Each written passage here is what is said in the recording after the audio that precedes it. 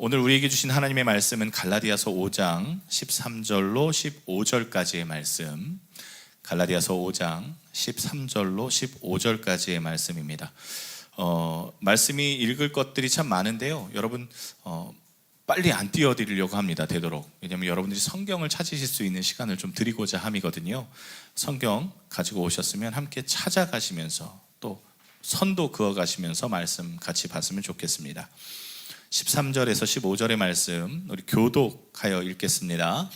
형제들아, 너희가 자유를 위하여 부르심을 입었으나 그러나 그 자유로 육체의 기회를 삼지 말고 오직 사랑으로 서로 종노릇하라.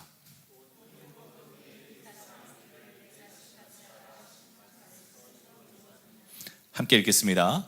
만일 서로 물고 먹으면 피차 멸망할까 조심하라. 아멘. 여러분 2주 전에 드렸던 갈라디아서 5장 1절의 말씀, 그리고 오늘 5장 13절에서 15절의 말씀이 맥락이 같은 말씀이지만 한번 좀 체크하면서 넘어가야 될 부분이 우리에게 있습니다. 또 저번 주에 전도사님이 말씀하셨던 예배의 본질과도 연결이 되는 말씀입니다. 2주 전에 드렸던 말씀을 좀 정리해서 말씀을 드리자면, 사도 바울이 1차 전도여행 때, 몇 차 전도여행이라고요? 1차 전도여행 때입니다. 1차 전도여행 때 갈라디아 지방을 순회하며 복음을 전했습니다. 여러분, 첫 순회, 또 처음 것이라는 의미는 그 사람에게 상당히 깊습니다. 처음 바울이 전도를 하면서 세워진 사람들과 교회이기 때문에 바울은 상당히 지극하고 큰 사랑을 베풀었다라고 느낄 수 있습니다. 또 갈라디아 지방의 교회들도 마찬가지였습니다. 복음을 전해 들은 이후에 바울에게 눈이라도 빼줄 만큼 사랑했다고 고백했던 것을 보자면 바울을 상당히 많이 사랑했다라고 우리는 알 수가 있습니다. 그런데 1차 전도여행의 순회를 마치고 바울이 복귀를 했는데 복귀하자마자 이상한 소식이 들려옵니다. 그게 뭐냐면 갈라디아 지방에 세워진 교회가 바울과 그렇게 사랑하고 복음 안에 붙들림을 받았는데 이것이 얼마 지나지도 않았는데 기한으로 따지면 1년도 되지 않아서 다른 복음을 받아들였다라는 소식을 듣습니다. 이게 무슨 복음이었냐면 바로 율법이었습니다. 율법. 이 율법을 전한 사람들은 다른 사람이 아니요, 유대 그리스도인들이 율법을 전했는데 그 율법의 전체적인 이야기, 전체적인 줄거리를 보자면 하나님의 말씀도 믿고 예수 그리스도의 십자가도 믿고 예수님의 부활도 믿지만 여기에 멈추면 안 되고 뭐까지 가야 하느냐? 할례도 받고, 할례를 받으면 뭐까지 해야 되느냐? 절기를 지키고, 절기를 지키는 게 결국에 유대 모든 율법을 지켜야 한다까지 가야 한다. 그렇게 전하는 게 다른 복음입니다. 이 말을 나쁘게 우리는 갈라디아서로 접하게 되지만 사실 율법은 나쁜 것만은 아닙니다. 왜냐하면 오늘 갈라디아에서 이야기하고 있는 것처럼 율법을 몽학선생이라고 표현했거든요. 몽학선생 2주 전에 설명드리지 않았습니까? 양반집 자제가 서당에 가야 되는데, 학교에 가야 되는데 학교에 안 가면 뒤에서 노비 하나를 붙여다가 도련님 학교 가셔야 합니다 경고하고, 만약 그래도 학교에 안 가면 어떻게 합니까? 양반 어르신한테 일르는 겁니다. 아버지한테 일르는 거죠. 그래서 오늘 도련님이 서당에 안 가셨습니다 하고 일르면 어떻게 되겠습니까? 그날 저녁에 회초리 맞는 겁니다. 이게 몽학선생인데, 그러니까 이 율법을 잘만 따르기만 하면 하나님의 백성으로 건강하게 성장할 수 있습니다. 그런데 문제가 뭐냐? 이 율법을 지킬 능력이 우리에게 없다는 게 가장 큰 문제입니다. 그렇기 때문에 하나님이 어떠한 방법을 사용하셨냐? 우리에게 이 율법을 지킬 능력이 없기 때문에 지킬 수 있는 방법을 여셨는데 그게 무엇이냐? 예수 그리스도의 구원입니다. 이게 갈라디아서의 핵심입니다. 율법의 종되었던 우리, 몽학 선생이 졸졸졸졸 따라다니면서 자유가 없었던 우리에게 이제는 너희가 율법이 아니라 복음으로 자유해졌다. 우리를 뭐라고 그래서 표현하냐면 오늘 말씀에도 자유를 입은 자, 자유자라 표현을 해줍니다. 자, 이 율법을 전하는 유대 그리스도인들이 율법을 전한 이유는 너희가 잘 되게 하기 위해서야 라고 이야기했지만 사실 본인들도 전하며 몰랐을 겁니다. 율법에 단점과 맹점이 있었다는 것을. 율법을 전하는 것은 그저 우리가 예수님을 잘 따라가기 위함이 아니라 이 사람들에게 전하는 그 단점이 무엇이냐? 예수 그리스도의 십자가를 불완전하게 만듭니다. 우리는 예수님이 십자가에 달려 나 때문에 죽으셨다는 걸 믿음으로 구원을 받습니다. 그리고 예수님이 부활하셨다는 것을 믿음으로 우리가 부활합니다. 이것이 하나님께서 우리에게 주신 구원의 문입니다. 그리고 이것은 우리가 믿고 싶어 안 달라서 믿어지는 게 아니라 성경에 말하는 믿음은 그런 믿음이 아닙니다. 하나님, 제가 주님의 복음을 믿기로 결정하겠습니다.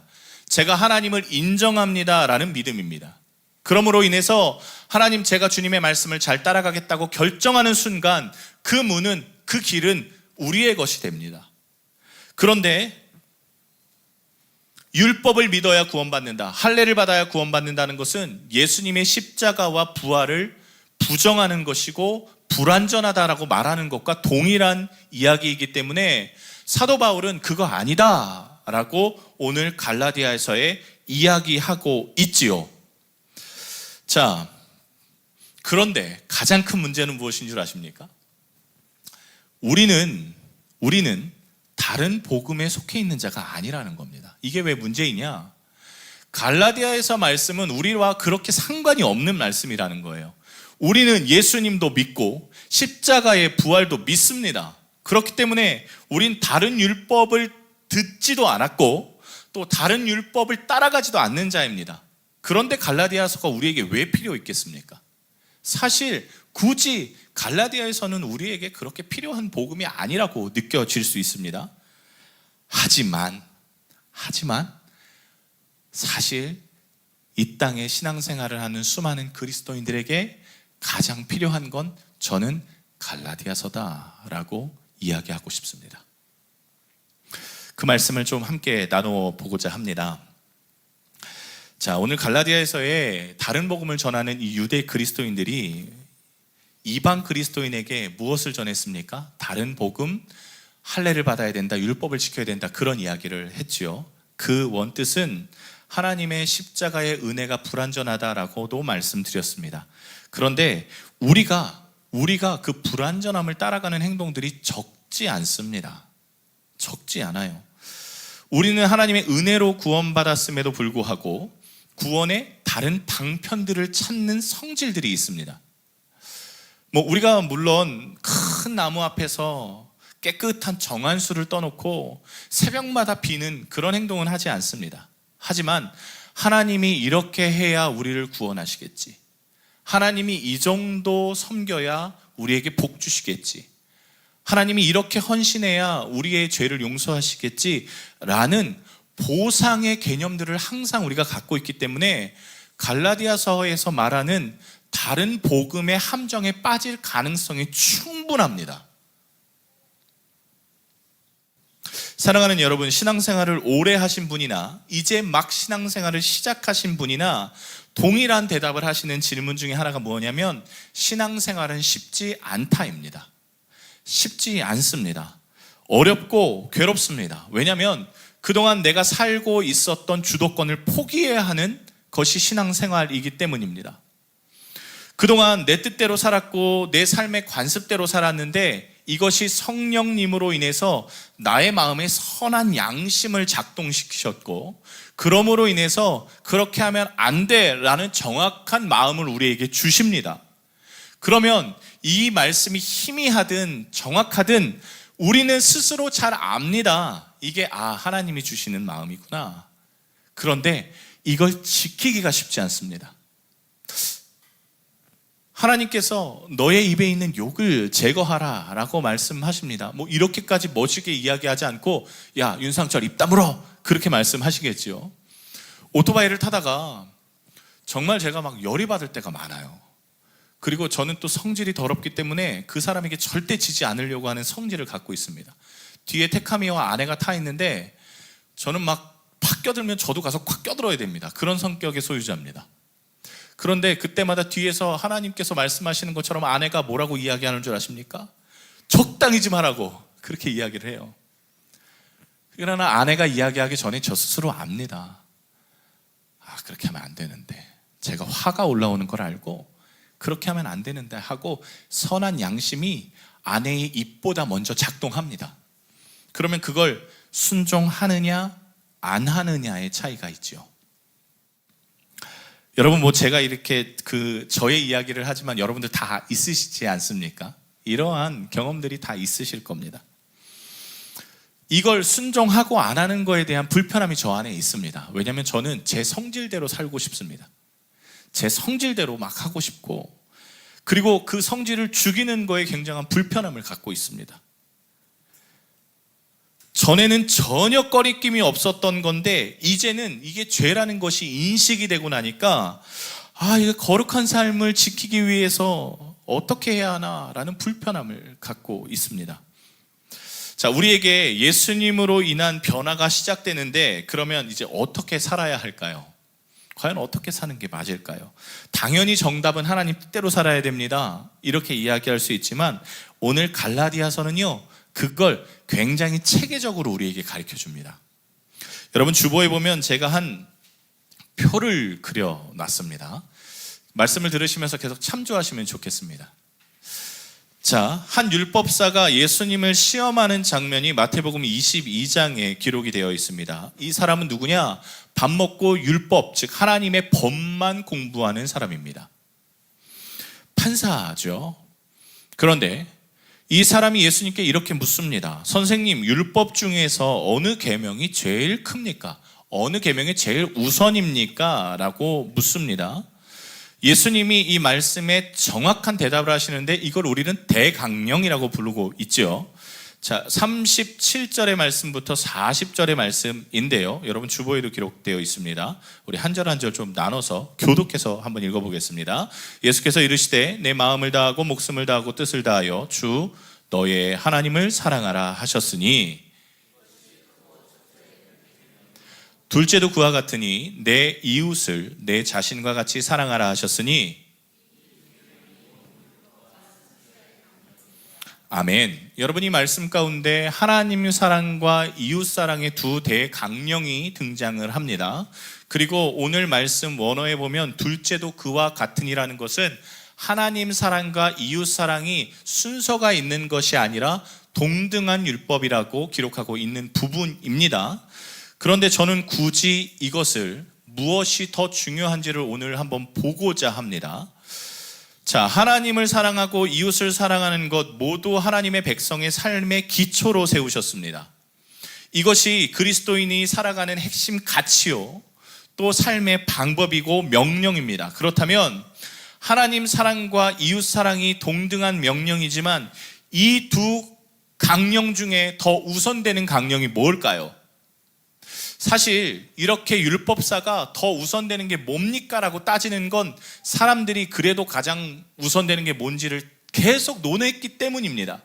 그런데 예수님은 그렇게 말하지 않으시고 두 개가 다 중요해 라고 말씀하셨지만 성경에는 분명히 이 둘 중에 하나가 더 우선이라고 이야기하고 있는 부분이 있습니다. 그게 뭘까요? 지금부터 우리는 손을 들어서 선택을 하실 수 있는 기회를 드리도록 하겠습니다. 자, 그래도 하나님 사랑이 우선이지 하고 생각하시는 분 손으로 의견을 취해 주십시오. 자, 네. 그래도 하나님 사랑이 우선이지. 자, 우리 시온은 이렇게 해서 어중간한 중간을, 자, 좋습니다. 한 6분 정도 계세요. 7, 8분 계속 늘어납니다. 네, 손 내려주십시오. 아니야, 이웃 사랑을 우선하게 하셨어 하게 하시는 분 한번 의견을 취해 주십시오. 손들므로 인해서. 네, 한 분 자신 있게, 둘, 세 분, 네 분 정도, 네, 5분, 우리 테카미까지 5명 손 들었습니다. 여러분 요한일서 4장 7절의 말씀에 보면 사랑하는 자마다 우리가 서로 사랑하자. 사랑은 하나님께 속한 것이니 사랑하는 자마다 하나님으로부터 나서 하나님을 알고 사랑하지 아니하는 자는 하나님을 알지 못하나니 이는 하나님은 사랑이심이라. 즉 우리가 이웃을 사랑하는 것도 하나님의 사랑으로부터 난다라고 기록하고 있습니다. 굳이 순서를 따지자면 하나님 사랑이 주보에 기록된 대로 첫 번째 율법입니다. 하나님 사랑이요. 그런데 왜 예수님께서 하나님 사랑도 중요하고 이웃 사랑도 중요해 라고 말씀하셨냐면, 이 율법을 묻는 사람들마다 하나같이 이야기하는 게, 주장하는 게 무엇이냐면 하나님만 사랑하면 돼 라고 말했기 때문입니다. 하물며 어디까지 사랑하지 않았느냐? 자기 부모 봉양하는 것까지도 율법이라면 다 어겼습니다, 이 당시의 사람들이. 그래서 예수님께서 하나님 사랑에 대한, 물론 우선이지만 이웃사랑과 동등하게 노심으로 인해서 하나님을 사랑하는 자는 이웃도 사랑해야 되는 거야 하고 말씀하셨다는 거죠. 그런데 여러분, 더 재밌는 것이 또 있습니다. 성경에서 하나님 사랑하고 이웃 사랑하는 부분을 참 많이 기록합니다. 같이 기록을 합니다. 그런데 성경에서 여러분 지금부터 또다시 손을 드셔야 됩니다. 하나님 사랑이 더 많이 기록되어 있을까요? 이웃 사랑이 더 많이 기록되어 있을까요? 여쭙겠습니다. 동일하게요. 자, 순서를 바꿔서 나는 이웃 사랑이 더 많이 기록되어 있는 것 같다. 네, 아까 더 많아지셨어요. 네, 손 내려주셔도 좋습니다. 아니다, 그래도 1계명의 하나님 사랑이니 하나님 사랑이다. 네, 네, 우리 우리 어린아이들. 네, 성경에는요, 하나님 사랑과 이웃 사랑을 어떤 걸 더 많이 기록하고 있냐면 이웃 사랑을 훨씬 더 많이 기록하고 있습니다. 예를 들어 볼까요? 우리가 요한일서 아까 4장 7절의 말씀, 우리가 서로 사랑하자. 사랑은 하나님께 속한 것이니, 즉 하나님의 사랑을 가리고 이웃 사랑을 더 먼저 나타내려고 하는 그런 일들을 벌입니다. 이유는 아까 말씀드렸죠. 하나님만 사랑하고 이웃은 사랑하지 않는 것들 때문에 그렇게 했다. 왜냐하면 이웃 사랑에는 하나님의 사랑이 전제되어 있습니다. 이웃을 사랑할 수 있는 사람은 하나님을 사랑한다라고 말하는 것은 이웃 사랑함이 우리의 본성과 성질로서는 불가능한 일이기 때문입니다. 여러분, 내 주머니에 있는 돈을 꺼내서 다른 사람에게 준다? 돈이 많은 사람이라고 쉬울까요? 절대 쉽지 않습니다. 돈이 없는 사람은 쉬울까요? 아니요, 쉽지 않습니다. 하지만 성경에서 이웃을 사랑하라 라는 것은 하나님 사랑의 말씀으로 우리에게 주셨으니 우리가 순종하며 이웃도 사랑하게 되는 것이지요. 한마디로 하나님 사랑에 근거한 사랑이 이웃 사랑으로 나타나는 겁니다. 자, 결론적으로 모든 율법의 전체는 어디가 뿌리냐? 하나님 사랑이 뿌리입니다. 하나님 사랑이 뿌리예요. 하나님 사랑이 없는 율법의 성립은 있을 수가 없습니다. 자, 여러분 주보를 나눠드렸으니 표를 다시 한번 봐주십시오. 지금부터 하나님 사랑을 이렇게 손으로 한번 가리워 보시겠어요? PPT로 만들어도 드리려고 했는데 주보를 보셨으면 좋겠어요. 하나님 사랑을 이렇게 지워 보십시오, 손가락으로. 그러면 그 밑에 있는 하나님 사랑과 이웃 사랑이 남고, 또 밑에 10계명이 남고, 그 밑에 613개의 율법이 남을 겁니다. 하나님 사랑이 지워지면 결국 그 밑에 있는 모든 율법은 다 지워지는 것과 같습니다. 이해하셨나요? 자, 이해하셨을 거라고 생각이 됩니다. 자, 하나님 사랑과 이웃 사랑의 두 계명을 하나님께서 조금 더 쪼개어 주시는 게 10계명입니다. 모세가 시내산에서 하나님께 10계명을 받아옵니다. 1계명부터 4계명까지 하나님 사랑에 관한 율법입니다. 5계명부터 10계명까지 이웃 사랑에 관한 율법입니다. 그러니 이스라엘 사람들이 이 말씀을 보고 하나님 사랑과 이웃 사랑 그냥 어떻게 해야 돼 하고 뜬구름을 갖고 있는 것처럼 하다가 10개의 율법을 가지고 그렇게 해야 되는구나 라고 깨닫기 시작했습니다. 뿐만 아닙니다. 이렇게 가다가 사람들이 어떻게 또 해야 되지라는 백성들이 많아지니 법들이 생겨야 되겠고 어떻게 해야 될지 판가름하기 시작하면서 이 10계명을 몇 개로 찢어내느냐? 613개로 찢어냅니다. 그런데 이 613개의 율법이 참 안 맞는 게 많습니다. 여러분, 우리 장로님께서 의사시니까 다 알고 계시겠지만 사람의 뼈가 몇 개 있습니까? 보통 210 몇 개가 있다고 해요. 어린아이가 조금 더 적고 어른이 더 많고요. 그런데 이 유대인들이 이 613개의 의미를 부여하기 위해서 인간의 뼈는 613개로 구성되어 있고 613개는 하나님이 우리에게 주신 뼈와 같은 핵심이야, 그렇게 가르쳤습니다. 여러분, 이스라엘 백성들이 여전히 쓰고 있는 탈릿이라는 것이 있습니다. 헝겊인데요, 이렇게 보자기 같은 겁니다. 그러면 그 끝에 이렇게 실을 막 흘러내리게 해서 뭉쳐놓은 술이 있습니다. 양 4구탱이에요.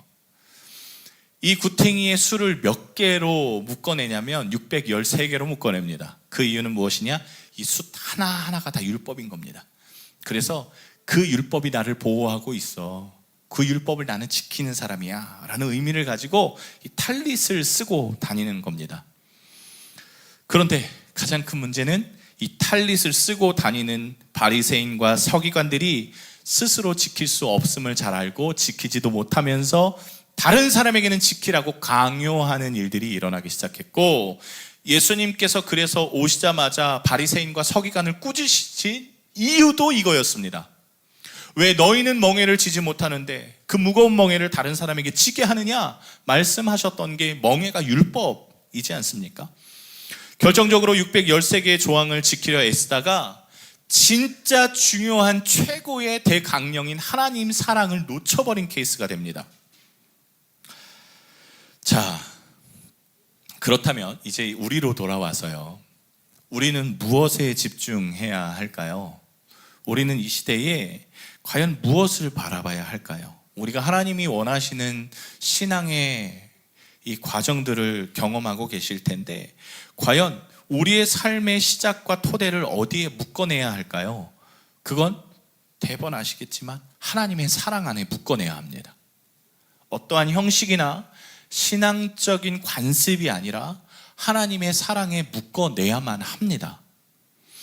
왜냐하면 그리스도인의 삶은 예수님의 사랑으로 생명을 얻었습니다. 표에 그려내지 않았습니다. 613개로 주르륵 흘러내려오는 이 율법이 끊어지고 어떻게 됐느냐?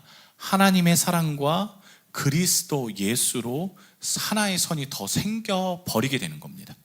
즉, 예수님을 믿는 사람은 그리스도의 사랑, 예수님의 사랑의 증거인 십자가의 죽으심으로 인해서 살아났고, 즉 우리는 하나님의 사랑과 바로 연결된 사람이 됐습니다. 마태복음 22장 40절 아까 읽어드렸는데요, 이 두 계명이 온 율법과 선지자의 강령이라 이렇게 기록되어 있지요.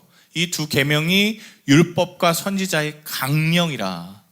여러분, 강령이라는 단어를 우리는 명령 혹은 규율 정도로 이해하고 계시겠지만 성경 원어는 이걸 강령이라고 표현하지 않습니다.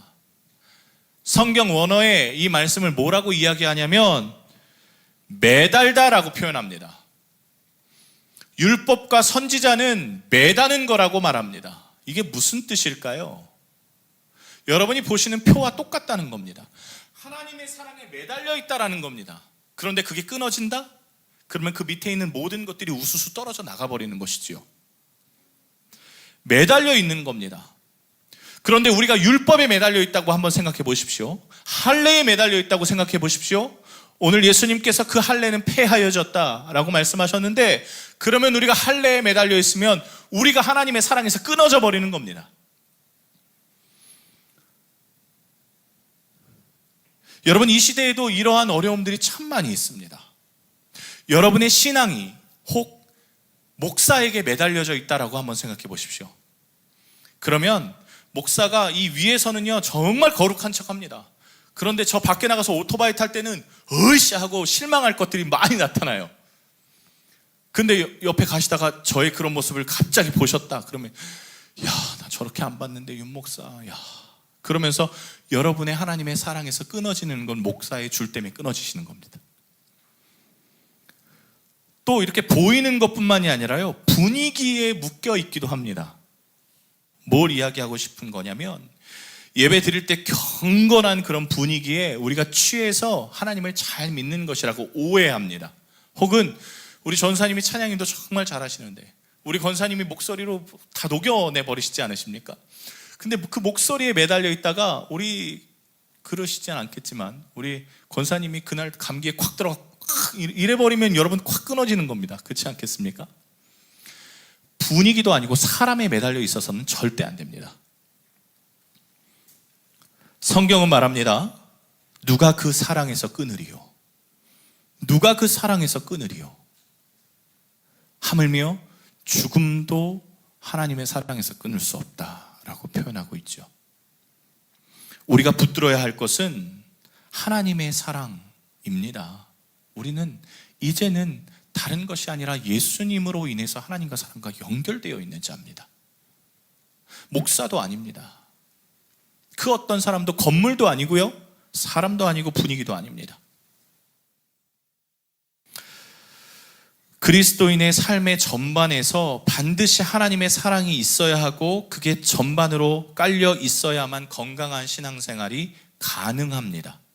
뿌리가 그리스도인의 사랑, 하나님의 사랑이어야만 합니다. 자, 갈라디아서 5장 14절의 말씀 좀 다시 한번 보겠습니다. 띄워주면 좋겠네요. 우리가 읽었던 성경이니까요. 자, 온 율법은 내 이웃 사랑하기를 내 자신과 같이 사랑하라 하신 말씀에 이루어졌나니, 이렇게 기록되어 있습니다.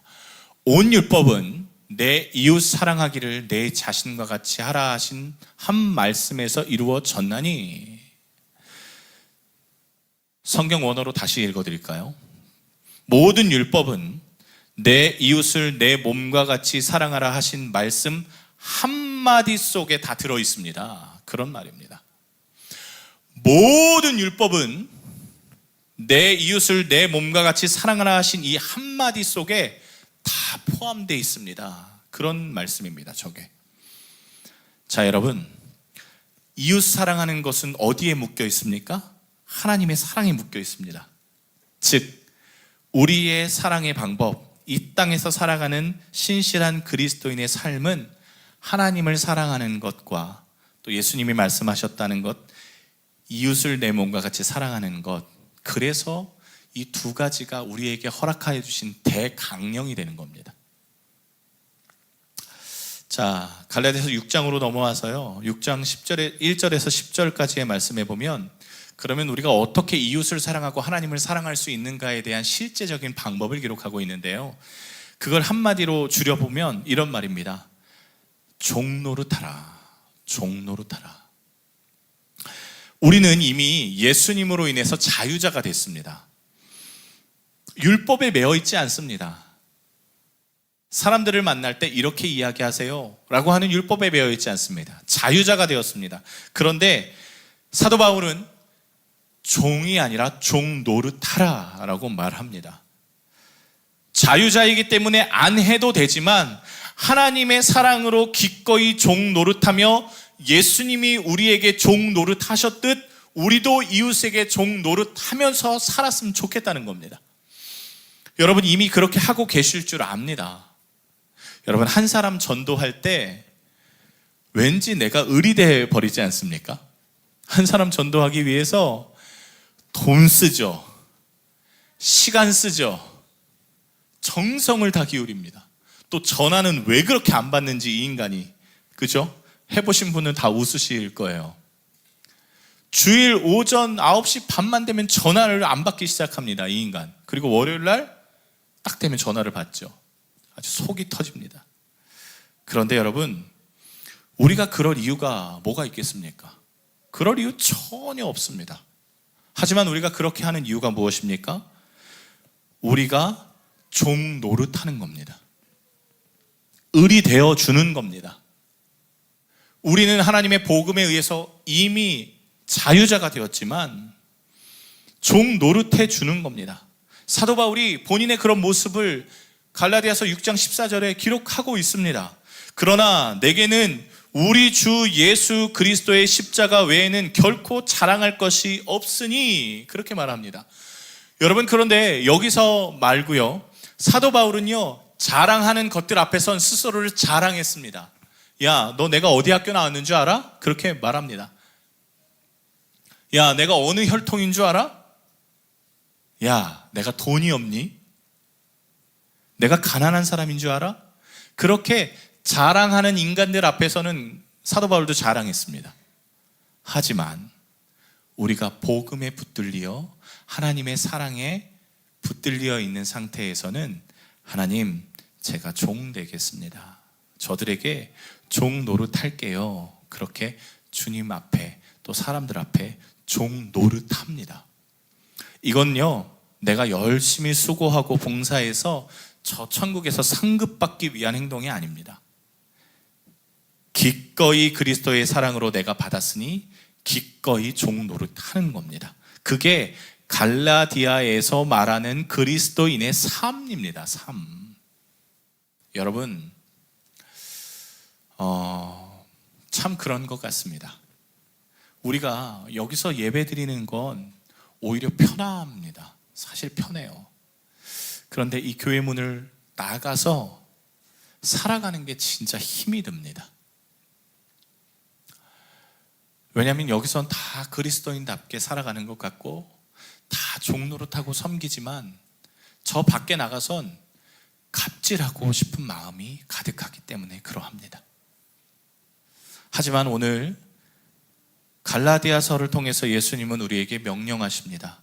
내가 너에게 종 노릇했던 것처럼, 너가 하나님의 사랑에 붙어있는 건 나 때문인 것처럼 너도 다른 사람에 메어주는 그런 노릇을 해줘라.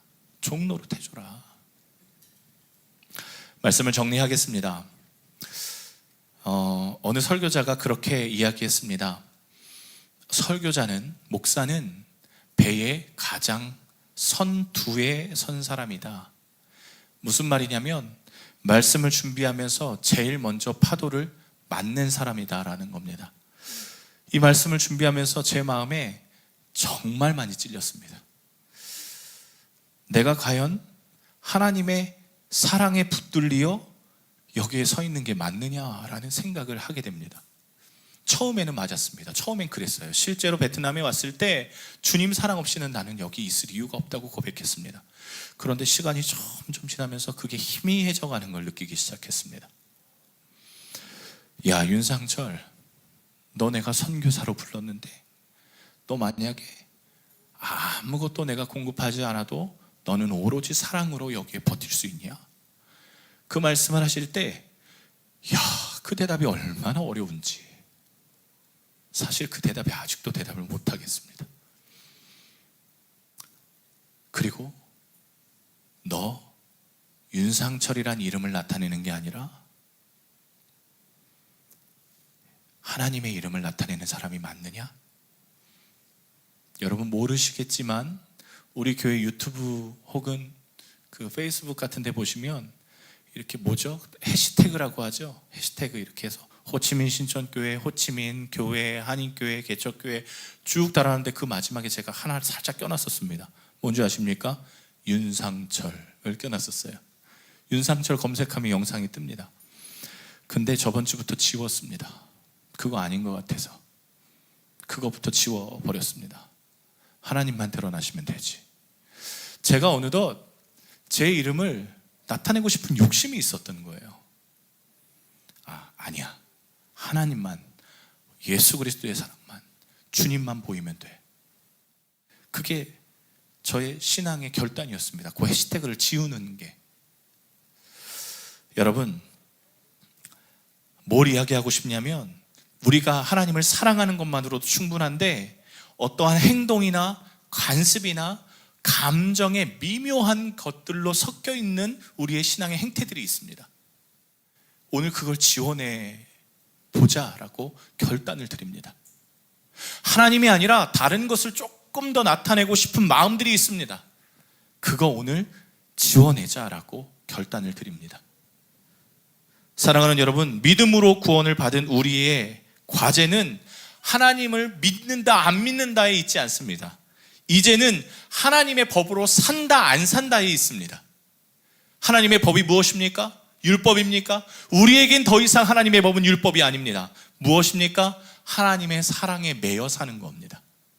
하나님의 사랑에 매여 살면 613개가 아니라 1000개를 갖고 와도 해당 사항이 없습니다. 하나님, 저 주님의 사랑으로 삽니다. 주님, 오직 주의 사랑에 매여 우리가 주님을 사랑하고자 합니다. 그렇게 결단하면서 찬양하고 기도하며 나아가겠습니다.